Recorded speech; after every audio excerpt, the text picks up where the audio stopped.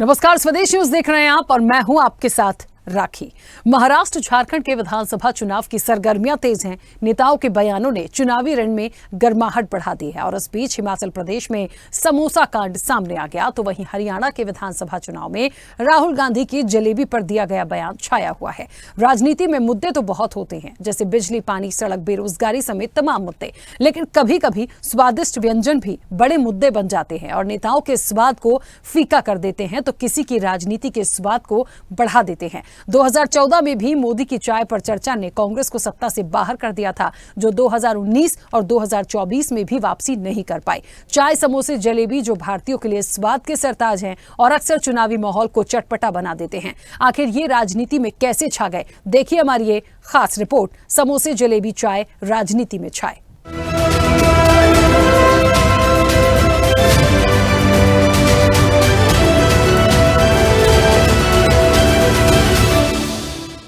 राजनीति में dinner diplomacy आम बात है। नेताओं से लेकर कार्यकर्ताओं को एकजुट करने के लिए डिनर का आयोजन किया जाता है, तो रैलियों और सभाओं में नाश्ते का भी इंतजाम होता है। भारत में नाश्ते में समोसा काफी लोकप्रिय है, जो अमूमन हर राज्य में आसानी से हर गली मोहल्लों से लेकर मॉल तक में मिल जाता है। राजनेताओं को भी समोसा काफी लोकप्रिय है, इसलिए चाहे मंत्री हो, विधायक हो, सांसद हो या कोई भी राजनेता, हर किसी के आगमन में अक्सर समोसा ही परोसा जाता है। लेकिन यही समोसा अब चर्चा में है और हिमाचल प्रदेश में समोसों पर सीआईडी जांच भी हो गई है। जी हां, समोसों पर सीआईडी जांच, बिल्कुल सही सुना आपने। दरअसल हिमाचल प्रदेश के मुख्यमंत्री सुखविंदर सिंह सुक्खू 21 अक्टूबर को सीआईडी मुख्यालय पहुंचे थे। यहां पर उनके लिए 3 बॉक्सेस में समोसे और केक मंगवाए गए थे, लेकिन समोसे, केक सीएम के पास पहुंचने के बजाय सुरक्षा कर्मियों को सर्व कर दिया गया। इसके बाद इस पूरे मामले पर सीआईडी जांच बैठाई गई, जिसको लेकर हिमाचल प्रदेश सरकार की आलोचना हो रही है। तो लोग समोसों पर सीआईडी जांच पर तंज भी कस रहे हैं। हिमाचल प्रदेश में विपक्ष में बैठी बीजेपी ने इसे राजनीतिक मुद्दा भी बना लिया। बीजेपी के नेताओं, कार्यकर्ताओं ने जगह जगह समोसा पार्टी का आयोजन किया, तो हिमाचल प्रदेश के पूर्व मुख्यमंत्री और नेता प्रतिपक्ष जयराम ठाकुर ने भी समोसा पार्टी की और सरकार पर तंज कसा और कहा, हिमाचल प्रदेश में कई विभागों में बड़े बड़े भ्रष्टाचार हो रहे हैं। अधिकारियों और नेताओं पर भ्रष्टाचार के आरोप लग रहे हैं, उस पर जांच नहीं हो रही है, लेकिन जांच हो रही है तो समोसों पर। हिमाचल प्रदेश में चर्चा का विषय बना है, वो ये विषय बना है कि समोसे लिए गए थे। किसी कार्यक्रम में मुख्यमंत्री जी गए थे, उस कार्यक्रम में वो समोसे परोसे जाने थे, लेकिन जहां समोसे पहुंचने चाहिए थे वहां नहीं पहुंचे। समोसे बीच में ही गुम हो गए और ऐसा लगा शायद मुख्यमंत्री को और हिमाचल प्रदेश सरकार को इस सारे विषय पर, ये बड़ा गंभीर विषय है और इस पर जांच होनी चाहिए। और हैरानी की बात तो मुझे इस बात को लेकर के है कि उस सारे विषय में यहां भी क्या है कि ये जो है वो सरकार विरोधी जो है गतिविधि है। इस बात को लेकर के भी हम हैरान हैं कि सरकार विरोधी गतिविधि है। समोसा तो विपक्ष ने नहीं खाया, विपक्ष के लोगों को नहीं बांटा गया, किसी को समोसा अगर मिला होगा तो वो सरकार का हिस्सा ही रहे होंगे संभवतः। ऊपर एक सीनियर अधिकारी से लेकर के नीचे तक जो है वो जांच के आदेश दे करके, चिट्ठी लिख करके कि सारी की जांच जो है इसकी रिपोर्ट दी जाए। जबकि हिमाचल प्रदेश में एक जगह नहीं, अलग अलग महकमे में बहुत बड़े बड़े भ्रष्टाचार हो रहे हैं, भ्रष्टाचार के आरोप लग रहे हैं, चाहे अधिकारी हैं चाहे नेता हैं, उस पर जांच नहीं हो रही है, लेकिन जांच हो रही है समोसा पर। हालांकि सरकार की तरफ से इस पर सफाई दी गई।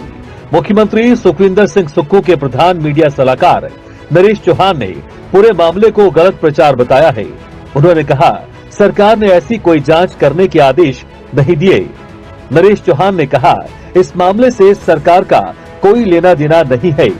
सीआईडी विभाग अपने स्तर पर मामले की जांच कर रहा है, तो प्रदेश के मुख्यमंत्री सुखविंदर सिंह सुक्खू ने इस मुद्दे को बचकानी बातें कही। बड़ी बचकाना बात कर रहे हैं और बचकाना बातों से बचना चाहिए। डीजीपी ने अपनी क्लैरिफिकेशन वहाँ दे दी है और ऐसी बचकाना बातों से परहेज करना चाहिए। बीजेपी वालों को ये पूछना चाहिए कि जब से कांग्रेस की सरकार के वहाँ 40 विधायक बने हैं तब से कोई ना कोई स्टोरी वो करते ही रहते हैं। अब ये बचकाना बात है। तो हिमाचल प्रदेश में समोसे को लेकर राजनीति छाई हुई है और समोसे की बात हो तो जलेबी की याद आ ही जाती है। समोसा और जलेबी का स्वाद, वाह, नाम लेते ही मुंह में पानी आ जाता है। जलेबी हर किसी को बहुत पसंद होती है। ये भी ऐसा मिष्ठान है जो हर नाश्ते की दुकानों में मिल ही जाता है और नाश्ते की दुकानों पर ही राजनीति की चर्चा जोरों पर होती है। लेकिन इस बार जलेबी की चर्चा राजनीति में जोरों से हुई। हरियाणा में विधानसभा के चुनाव में जलेबी को लेकर जमकर राजनीति हुई। गोहाना की मातूराम की जलेबियां राजनीति की चाशनी में ऐसे लिपटी कि पूरे देश में इसकी चर्चा खूब जोरों से हुई। हरियाणा चुनाव में कांग्रेस सांसद दीपेंद्र सिंह हुड्डा ने गोहाना रैली के मंच पर कांग्रेस नेता राहुल गांधी को मातूराम की जलेबियों का डिब्बा भेंट किया था। राहुल गांधी ने मंच से ही इन जलेबियों के स्वाद की सराहना की और इनके निर्यात की संभावनाओं पर चर्चा की। राहुल गांधी ने कहा था, अगर ये जलेबियां देश और दुनिया भर में निर्यात की जाती तो शायद उनकी फैक्ट्री में 10,000 से 50,000 कर्मचारी काम करते, लेकिन वो प्रधानमंत्री नरेंद्र मोदी जी के चक्रव्यूह में फंस गए हैं। ये जो आपकी जलेबी है पूरे हिंदुस्तान में जानी चाहिए और उसके बाद बाकी देशों में, अमेरिका में, जापान में अलग अलग रूप लेते हुए इसको दूसरे दूसरे देशों में जाना चाहिए। आज इनकी दुकान में कितने लोग काम करते हैं? इनकी दुकान में कितने लोग काम करते हों? मान लो इनकी दुकान में आज 100 लोग काम करते हैं, तो अगर इनकी जलेबी बाकी हिंदुस्तान में जाएगी, बाकी दुनिया में जाएगी, तो शायद उनकी फैक्ट्री में एक दिन 10,000, 20,000, 30,000, 50,000 लोग काम कर सकें। एक बार सुनने में तो राहुल गांधी की बात बहुत अच्छी लगती है कि वो निर्यात की बात कर रहे थे, रोजगार की बात कर रहे थे, लेकिन जलेबी बनने की प्रक्रिया में जाए तो जलेबी का देश विदेश में निर्यात थोड़ा व्यवहारिक नहीं लगता, क्योंकि जलेबी के साथ समस्या यह है कि इसे दोबारा गर्म नहीं किया जा सकता, ना तो गैस पर और ना ही ओवन में। अगर आप ऐसा करें भी तो ये अपना कुरकुरापन खो देती है और अगर इसे निर्यात करना होगा तो इसमें प्रिजर्वेटिव मिलाने होंगे, जिसके चलते इसके स्वाद में बदलाव आ जाएगा और प्रिजर्वेटिव सेहत के लिए ठीक भी नहीं होगा। और वैसे भी लोग जलेबी को ताजा और गर्मा गर्म खाना ज्यादा पसंद करते हैं, इसलिए आम जनता को जलेबी पर राहुल गांधी की बात पसंद नहीं आई और राहुल गांधी के इस बयान को काफी ट्रोल किया गया। तो वहीं राजनेताओं ने भी इस बयान पर राहुल गांधी पर खूब तंज कसे। भाई जलेबी की फैक्ट्री बना रहा था, हरियाणा की जनता ने नुक्ती बांट दी उनको।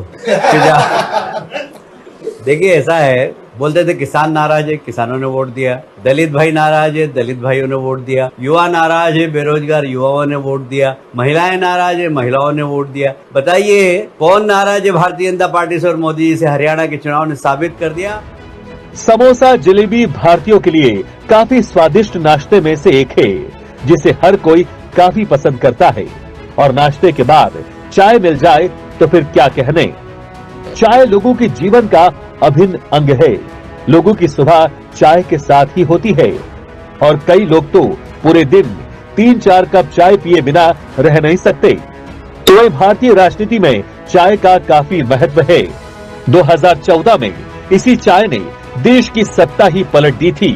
2014 में बीजेपी ने गुजरात के मुख्यमंत्री नरेंद्र मोदी को लोकसभा चुनाव में प्रधानमंत्री का चेहरा बनाया था, जिसके बाद नरेंद्र मोदी ने अपने चुनावी सभाओं में अपने बचपन के संघर्षों का जिक्र किया था, जिसमें उन्होंने कहा था स्कूल के बाद वो अपने पिता दामोदर दास मोदी का काम में हाथ बटाते हैं। जिसमें उन्होंने कहा था स्कूल के बाद वो अपने पिता दामोदर दास मोदी का काम में हाथ बटाते थे। घर की माली हालत ठीक नहीं होने की वजह से वो रेलवे स्टेशन पर अपने पिता के साथ चाय बेचते थे और घर में मां हीराबेन का भी खूब हाथ बटाते थे। भारत पाकिस्तान के युद्ध के दौरान भी उन्होंने रेलवे स्टेशन से गुजरने वाले सैनिकों को भी चाय पिलाई थी। मित्रों, मैं बचपन में रेल के डिब्बे में चाय बेचता था और आज आपके सामने खड़ा हूं।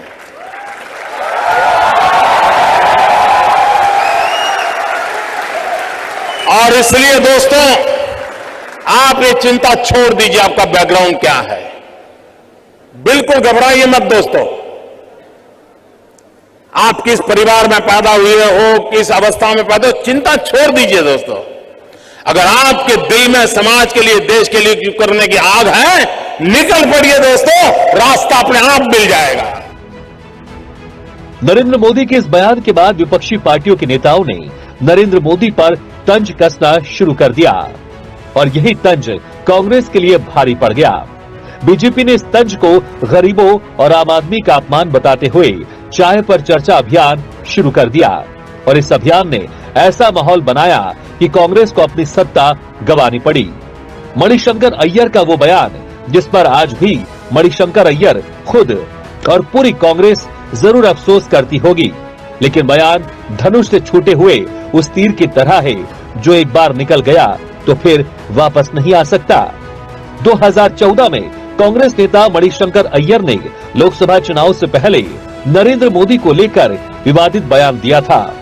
मणिशंकर अय्यर ने कहा था, मैं आपसे वादा करता हूं कि 21वीं सदी में नरेंद्र मोदी इस देश के प्रधानमंत्री कभी नहीं बन पाएंगे, लेकिन अगर वो यहाँ आकर चाय बेचना चाहते हैं तो हम उन्हें इसके लिए जगह दिलवा सकते हैं।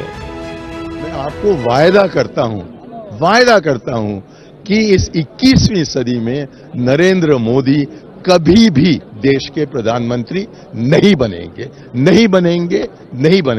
लेकिन यहां आकर चाय का वितरण करना चाहते हैं तो हम उनके लिए कुछ जगह बना रहे हैं। मणिशंकर अय्यर का ये बयान पूरी कांग्रेस को ले डूबा और कांग्रेस जो सत्ता से बाहर हुई तो 2019 और 2024 में भी केंद्र की सत्ता में वापस नहीं लौट पाई।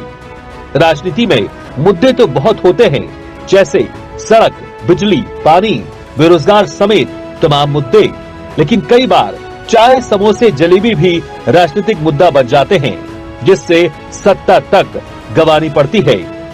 चाय, समोसे, जलेबी खाने में तो बहुत स्वादिष्ट होते हैं, लेकिन कभी कभी राजनेताओं की राजनीति को बेस्वाद कर देते हैं। लेकिन जनता के लिए चाय, समोसा, जलेबी हमेशा स्वादिष्ट थे, है और रहेंगे।